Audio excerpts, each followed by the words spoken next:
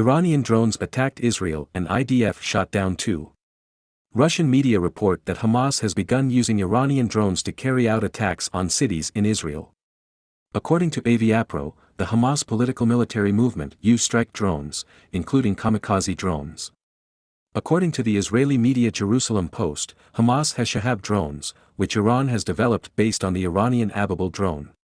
There is no official information about the presence of drones in the Hamas movement. Still, sources claim that Iran armed the political military movement with at least 30 unmanned aerial vehicles at the beginning of the year. And if the Russian media does not indicate the source of its information and raises doubts about its authenticity, then the Times of Israel confirmed the claims of the Russians. According to the website, the Ministry of Defense sources say that Hamas uses drones to strike Israel. Even in the last hours, the IDF confirmed that the Iron Dome had shot down a drone that had entered the country's airspace.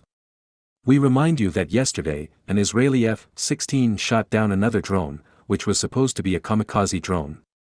It remains unknown whether Hamas' first attempts at drone bombing and destruction or whether the movement has used dozens since the beginning of the conflict. We cannot help but notice that since the beginning of the intense rocket attacks between Israel and Hamas, Iran, the most significant follower of anti-Israeli policy, has stayed away from the conflict. Iran, of course, has been supplying weapons to Hamas for years and will continue to do so. He's doing it now. This indirect involvement of Tehran can only please the Iranian government.